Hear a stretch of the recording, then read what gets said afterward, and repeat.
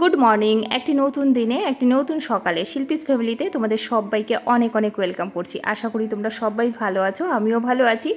তো আজকে হচ্ছে মঙ্গলবার, মেয়েরা সোমবারে স্কুলে যায়নি কারণ আছে। আর আজকে হচ্ছে মঙ্গলবার, তো আমি না ড্রেসটা ইস্ত্রি করতে ভুলে গেছিলাম। তো সকালবেলা খুব হুড়োহুড়ি হচ্ছে গো, কারণ এদিকে যাবে স্কুলে, ছোটো মেয়ে স্কুলে যাবে না, ছোটো মেয়ের আবার পরশু দিন থেকে এক্সাম স্টার্ট হচ্ছে। বড় মেয়ে যাবে, ছোটো মেয়ে যাবে না, তবে ছোটো মেয়ের আবার টিউশনই রয়েছে। তো একটাই টিফিন করব, মানে একজনের জন্যই করব, একটা এগ রোল করে দিচ্ছি, বড় করে মোটা করে করেছি। আজকে মনটা সকাল থেকে ভালো নেই, সেটা কেন নেই তোমাদের কাছে অবশ্যই শেয়ার করব। আর এই যে দেখো, মানে এগ রোলটা করছি, এটাই টিফিনে দেবো, আর মেয়েকে খাইয়ে দেবো ছাতু। তো এখন কি বলো তো, আর কিছু ভাত খেতে চাইছে না। রিসেন্ট দেখছি কিছুদিন হলো মা সকালে ভাত করো না, একটুখানি অন্য কিছু দাও। তো এক এক সময় বাচ্চারা কি বলো তো, একঘেয়েমি খেতে খেতে না বিরক্ত হয়ে যায়, এক এক সময় এক এক রকম চায়।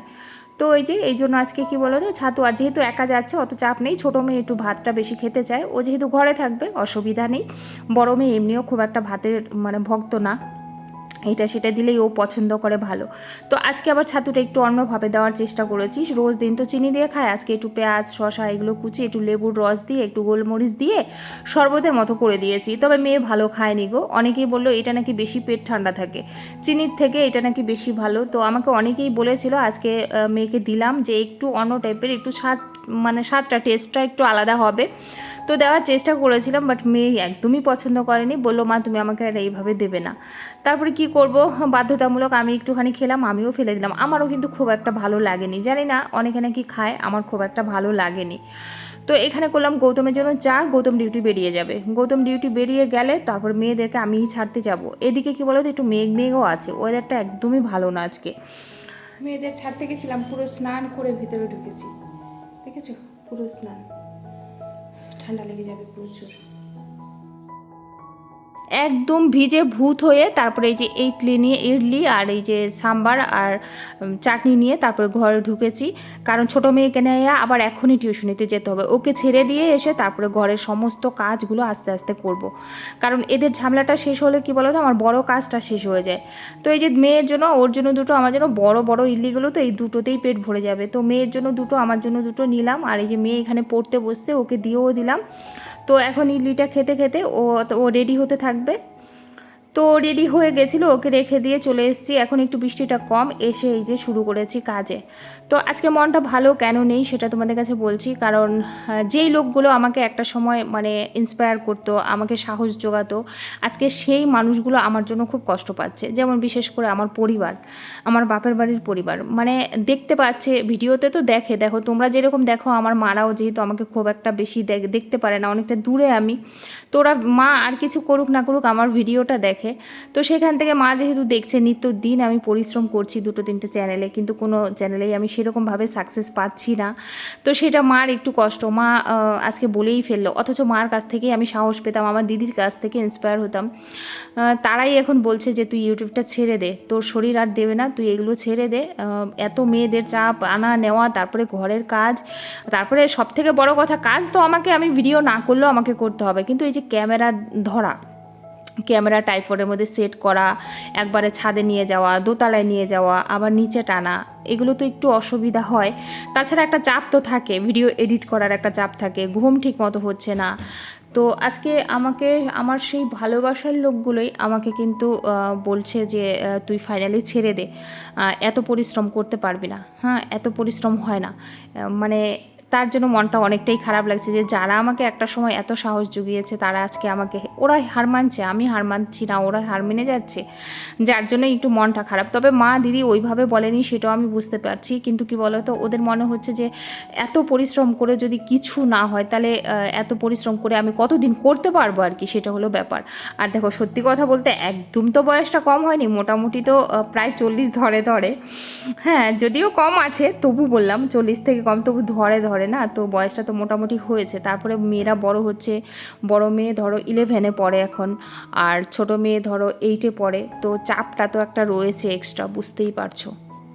আমি ভেবেছিলাম অন্যরকম, যে যখন মেয়েরা বড় হবে ওরা তো ঘরে থাকবে না খুব একটা বেশি, তো আমি সারাদিন একলা একলা বড় হবো। আর সব থেকে বড় কথা কি বলো তো, আমার ব্লগিং করতে ভালো লাগে। ব্লগিংটা আমার ভালো লাগে করতে, যে আমি আমার কাজ করছি সেগুলো তোমাদের দেখাচ্ছি, তোমরা এত ভালোবেসে দেখছো, এত সুন্দর সুন্দর কমেন্ট করছো। তো সেই কমেন্টগুলো লোভও একটা আছে, যে এত ভালো ভালো কমেন্ট সেগুলো তোমরা আমাকে বলছো, যেটা কি না তোমাদের মুখ থেকে শুনতে পেরে হ্যাঁ খুব ভালো লাগে, যে এত প্রশংসা করো, যে দিদিভাই তোমার এইটা ভালো, তোমার ওইটা ভালো। তো এইগুলো প্রশংসা এই পৃথিবীতে কে না শুনতে চায়, তো এই বিষয়গুলোই ভালো লাগে, তারপরে নিজেরও করতে ভালো লাগে, এই জন্য করছি। তবে জানি না, ওরা তো খুব করে বারণ করছে। আর তোমাদের গৌতম গৌতম তো বরাবরই না করে, ও তো সব সময় বলে যে করো না, একদমই করো না। ও জানে একটা রান্নার চ্যানেল রয়েছে, ওইটার জন্য এত খাটাখাটনি করি, তো সেখান থেকে ওইটাও বলে যে তুমি না পারলে একদমই করো না, এইগুলো কী দরকার কী দরকার। তো সবাই যদি শুধু বলে কী দরকার কী দরকার, সেখান থেকে সাহসটা কোথায় পাই বলো তো। কিন্তু হ্যাঁ, মেয়েরা বলে মা তুমি ছেড়ো না, ছেড়ো না, তুমি করতে থাকো, আস্তে আস্তে করতে থাকো, হবে হবে, এই কথাটা আজকাল মেয়েরা বলছে। কিন্তু আর নিজের লোকেরা সব আমার উপর থেকে ভরসাটা মানে হারিয়ে ফেলছে। এইটা খারাপ লাগছে, যে আমার উপর কি বিশ্বাস নেই যে আমি পারবো। জানি না আদৌ পারবো কি না, কিন্তু একটা মনে হয় যেন মনে মনে হ্যাঁ একটা সময় হয়তো বা পারবো। তো যাই হোক, দেখো উপরে কাজ, সমস্ত কাজ কমপ্লিট করে আজকে প্রচুর কাঁচা হয়েছে, প্রচুর। আর নিচে মানে দোতলায় ধরছিল না, ছাদে অর্ধেকটা দিয়ে এসছি। তার মধ্যে ওয়েদার ভালো না, আবার কখন যে এখনই একটু রোদ উঠেছে, আবার কখন যে বৃষ্টি হবে জানি না। এই বৃষ্টি এই রোদ, মেয়েকে ছেড়ে দিয়ে আসছি, মানে কাক স্নান করে এসছি, আবার এসে দেখি। Hello friends, welcome back to my channel Shilpi's ফ্যামিলিতে আরেকটি নতুন ব্লগে তোমাদের সবাইকে অনেক অনেক ওয়েলকাম করছি। আশা করি তোমরা সবাই ভালো আছো। হ্যাঁ, আমরা তো সবাই ভালো আছি। আর সকালবেলা মেয়েদের স্কুলে ছেড়ে দিয়ে এসে জাস্ট যুদ্ধ হলো, যেটা কিনা সবার ঘরেই হয়। তো যুদ্ধ করলাম, চলো তাও একবার দেখিয়ে দিই যে কত কী সেরেছি। আর ছাদে দিয়েছি জামা কাপড়, খুব ভয়, রিক্সে রিক্সে দিয়েছি, কারণ বৃষ্টি আসলেই না ব্যাস, তাহলে কী পরিমাণ যে ছুটতে হবে আমাকে সেটা একমাত্র আমিই জানি।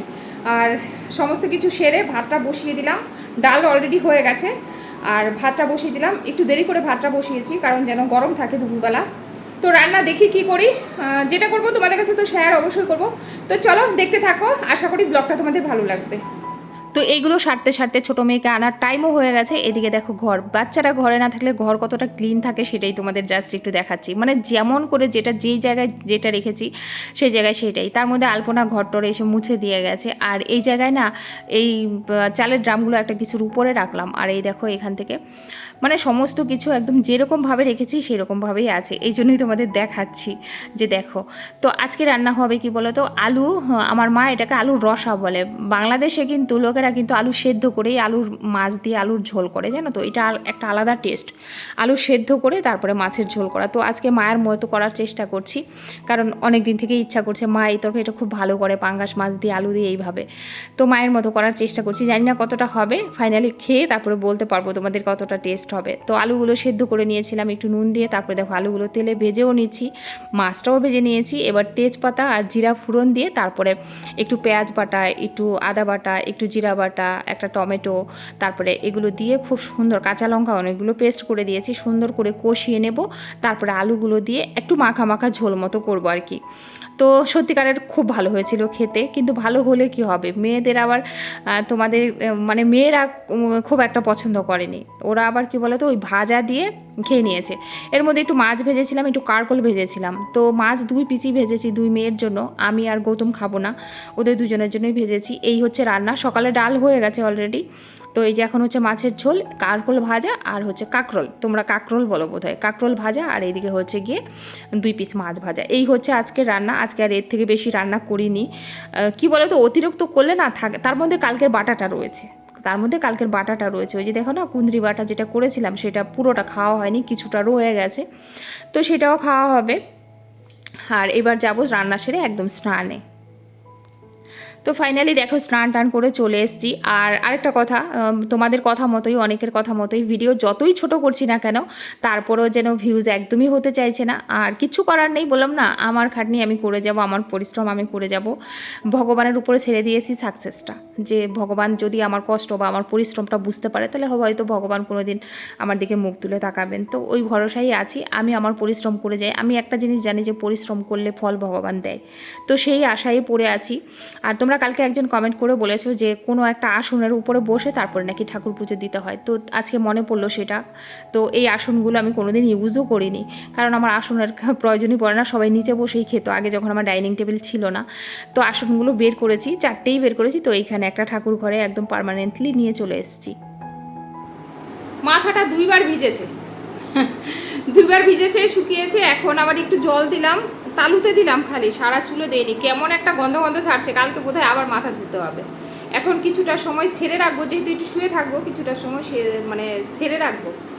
তো চলো একটু রেস্ট নেই, তারপরে আবার রাত্রে দেখা হচ্ছে, ঠিক আছে? দুপুরের পরে তোমাদের সাথে আর দেখা হয়নি, একদম চলে এসেছি রাত্রে, ভিডিও বেশি বড় করবো না বলে একদম রাত্রে চলে এসেছি। আর রাত্রে হয়েছিল আজকে সুজি আর রুটি, আর দুপুরে যা ভাত রয়েছে আমি আর ছোটো মেয়ে খাবো। তো চলো আজকের মতো ভিডিওটা এই পর্যন্ত এন্ড করে দেবো। যদি আজকের ভিডিওতে তোমাদের কিছু একটু ভালো লাগে তাহলে অবশ্যই বলবো লাইক করো, কমেন্ট করো, আর অবশ্যই পাশে থেকো।